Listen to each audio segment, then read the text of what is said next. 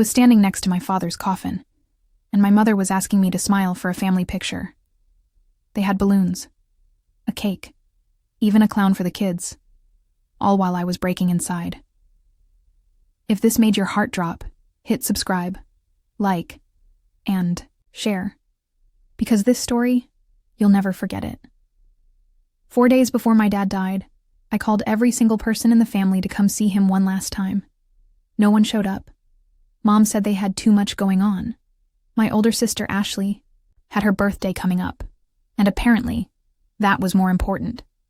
I stayed with Dad every minute in that hospital room. Held his hand, listened to his stories, watched him cry because no one else came. At the funeral, Ashley wore a pink dress, like it was some kind of summer party. She even handed out birthday cupcakes at my dad's funeral. I mean, come on. Sophia, she whispered to me while checking her lipstick and her phone camera. We couldn't cancel my birthday just because Dad died. Just because. I didn't say a word. I just watched them all, laughing, drinking wine, talking about Ashley's new apartment, while I stood there clutching the last letter Dad ever wrote. He'd told me not to open it until after the funeral. So, that night, after everyone had left with their cake boxes and gift bags, I opened the envelope in silence, and my heart stopped. Inside was a handwritten note and something that felt like a contract. Sweetheart, if they didn't come for me while I was alive, let them come running now that I'm gone. I've left everything in your name, every cent, every share, every property, but let them find out the way they treated you, and me. I couldn't believe it. The house, the vacation properties, the vintage car collection, even the business my uncle had begged Dad to pass on to his son. All of it was mine. But I didn't say a word. I waited. Because I knew the will reading was in 3 days. And they all thought they were getting something. Especially Ashley, who kept posting throwback selfies with Dad and captioning them, Daddy's Little Princess. 3 days later, we gathered at the lawyer's office. Everyone was dressed like it was Oscar night. Ashley even brought a giant bag. She said it was for her inheritance documents. The lawyer sat down, adjusted his glasses, and read Dad's last wishes. And when he said, "The entirety of the estate will go to my youngest daughter, Sophia," the room went dead silent. Ashley dropped her fancy bag. Uncle Brian choked on his coffee. My mother turned pale. Then the screaming began, but I didn't flinch. Ashley slammed her hand on the lawyer's desk, knocking over his pen holder. "This has to be a mistake," she barked. "Dad always said I'd inherit the Florida house. He promised it to me." The lawyer didn't even blink. "Your father's will was very clear. Everything, and I mean everything, belongs to Sophia. He signed it in front of 2 witnesses, and I personally verified it last week." I watched their faces crack like glass. My uncle's mouth twitched. "Sophia doesn't even know how to manage a business. She's been working part-time at a bookstore." I leaned back, smiling for the first time in days, because what they didn't know was that the bookstore wasn't my job. It was my cover. While they were throwing parties and updating Instagram bios, I was running Dad's logistics company from behind the scenes. For 2 years, he trained me quietly, taught me how to handle operations, finances, even negotiations. He made me sign NDAs so no one would suspect. He said he wanted me protected from the vultures. And now, the vultures were panicking. "Actually," I said, pulling a USB drive from my pocket, "I brought a little slideshow.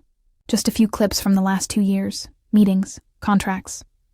Oh, and here's Dad introducing me as his business successor in front of his board. You know, just in case anyone wants to dispute the will." The lawyer plugged it in. A video popped up, Dad speaking at a conference.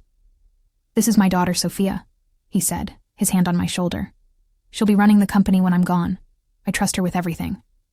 Ashley stormed out before the video even ended. Mom just sat there stunned. Then the lawyer cleared his throat. "One more thing. Your father left a clause." Everyone turned. "In the event that any member of the family contests this will, their name is permanently removed from all remaining trusts and assets." I turned to my mother. "Still want to call it a mistake?" She didn't answer, but her eyes said everything. That moment, that exact second, I saw it. Regret. Not just for what they lost, but for what they never gave. Because when Dad was dying, they had a choice, and they chose cake over compassion. They chose balloons over blood. Now I had everything, and they had nothing. But this wasn't over yet. Because when I opened Dad's private vault later that night, I found something even bigger, something that could destroy my uncle's reputation forever. And I wasn't sure if I should keep it hidden or use it. Inside the vault, beneath a stack of old journals and military medals, was a sealed brown envelope labeled, "For Sophia's eyes only." My hands were shaking. I thought I'd already seen the biggest secret. But when I opened that envelope, everything shifted. There were photos, dozens of them, scanned documents, a flash drive, and one short letter in Dad's handwriting. "Sophia, if you're reading this, then you already know who I trusted.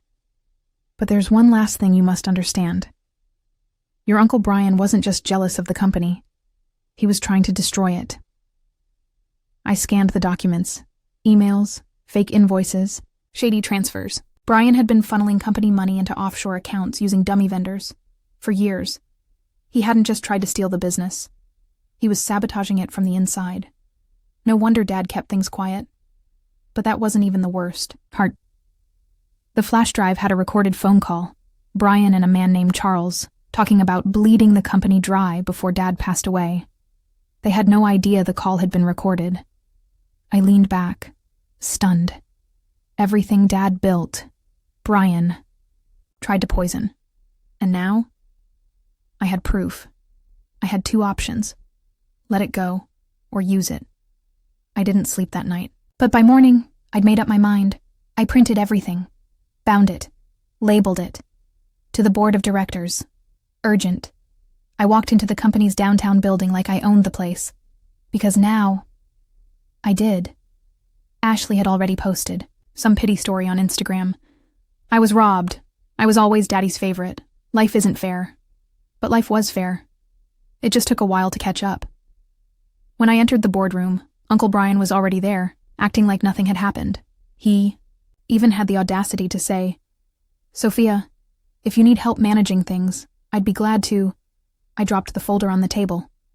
The thud echoed. "Maybe start by helping yourself," I said. "Page 1 explains why your company access will be revoked immediately." He flipped through the first few pages. His face lost all color. The board looked confused, until one of them read a line out loud. "Unauthorized funds wired to offshore shell accounts. Traced to Brian C. Whitaker." Silence. Then chaos. The CEO, who'd worked with Dad for decades, stood up and said, "You're done here, Brian. Security will escort you out." I didn't even look at him. He muttered something under his breath, but I didn't care. Because this was never about revenge for the business. It was about loyalty. And he betrayed the one man who trusted him most. But while Brian was dragged out, someone else walked in. Ashley, still dressed like she was heading to a brunch photo shoot. She held a cup of coffee and wore fake tears like jewelry. "I just came to talk," she whispered. "You don't have to do all this. We're sisters, Sophia." "Sisters?" I smiled, calm. "You handed out cupcakes at Dad's funeral, Ashley. You never even read his final letter." She flinched. I didn't know it meant this much to him. "No," I said, locking eyes with her. "You just didn't think I ever would." But even then, I wasn't done. Because there was one person I hadn't confronted yet. The one who stood silently while everyone else mocked me. My own mother, and what I found hidden in her jewelry drawer changed everything. 2 days after Uncle Brian's fall from grace, I returned to my childhood home to pack up the rest of Dad's things. The house felt colder, emptier. Not because he was gone, but because of what had been fake for so long. Mom was in the kitchen, pretending to water a dead plant. She didn't look up when I walked in. "You got what you wanted," she said softly. "You don't have to rub it in." I laughed under my breath. "I wanted Dad to die alone while you all threw a party?" She froze. I could see it in her eyes. She wasn't sorry. She was ashamed. But not of what she did. Of what I became. In spite of it. "I know you think I was cold," she finally said. "But your father always favored you. Ever since you were a kid, he acted like you were smarter. Better. That was hard for me. And for Ashley." I stepped closer. "Favoring someone isn't the same as abandoning them, Mom. You left him to die." Her lips trembled, but I didn't wait for her to respond. I walked past her, into her bedroom, and opened the drawer where she kept her old letters and necklaces. That's when I found it. A velvet pouch. Inside it was a key, and a tiny envelope with my name on it. "Sophia, I wasn't always a good father, but I never stopped protecting you. If you're reading this, then the family already showed you who they really are. This key unlocks the safe in my study. Use it only if they turn against you completely." I raced back to Dad's study, found the hidden compartment under the floorboard. The safe clicked open with the key. Inside, there were 2 things. A signed confession from Uncle Brian from 10 years ago, admitting to a failed attempt to manipulate Dad into selling the company early. A life insurance policy, not in Mom's name, not in Ashley's, but solely in mine. Worth $3.5 million. But the letter taped to it? That was the dagger. If your mother tries to contest the will, this will prove her knowledge of Brian's earlier fraud. She covered for him once. She may try again. My stomach dropped. Mom had known all along. She wasn't just cold. She was involved. I returned to the kitchen. Held the letter up. She went pale. "You covered for him?" I asked, my voice shaking. Her eyes filled with tears. "I didn't think it would go that far. Brian said he'd help us if your father left us out of the will. I didn't know about the business theft. I thought we'd all get something. And that you didn't need much." I couldn't believe it. She sold out her own husband and daughter for a piece of a pie that was never hers. "You were going to let me walk away with nothing," I said, stunned. "After I held Dad's hand while he died, you still chose her birthday. You still chose him." She dropped into a chair. No defense, no words, just silence. And for the first time in my life, I felt nothing for her. No anger, no sadness, just closure. I walked out without another word, because I had one last stop. The courthouse. With those letters, I filed formal charges against Uncle Brian. The financial crimes alone would bury him for a decade. But I also submitted the evidence of Mom's complicity in the earlier cover-up. She wouldn't go to prison, not unless she pushed back. But she would lose everything she still clung to. I didn't do it to destroy them. I did it to protect myself from ever needing to go back. From that day forward, they were ghosts. And I rebuilt Dad's company, quietly, powerfully. I kept the business lean, ethical, and thriving. But one day, a year later, someone from my past showed up at my office door, and what he said could ruin everything. It was a rainy Tuesday, when I heard the knock. Standing outside my office was Charles, the same man from the recording with Uncle Brian. His hair was grayer now, but his smirk hadn't aged a day. "I need 5 minutes," he said, "or the press gets everything." My blood ran cold. He sat down across from me, slid over a folder, and leaned in. "Your dad didn't just hide Brian's crimes. He made a deal with me to keep the company out of a government investigation. If the truth gets out, even you could lose it all." I stared at him, calm on the outside, burning inside. Then I smiled. "You think I didn't expect this?" I opened my desk drawer and pulled out another folder. Inside, a signed immunity agreement Dad had locked in that same vault, with full disclosures, witnessed, dated, protected. "You were already exposed, Charles. You just didn't know it." His face fell. I stood. "You're done. And if I see you near my building again, the next folder goes straight to the feds." He left in silence, and just like that, the last shadow of my father's enemies disappeared. The house they mocked me for? Now a foundation for kids who've lost parents, the company they tried to steal, now ranked one of the fastest growing ethical businesses in the state.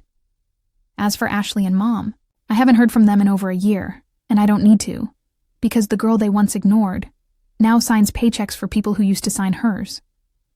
Dad always told me, they won't respect your silence until it's the silence that owns the room.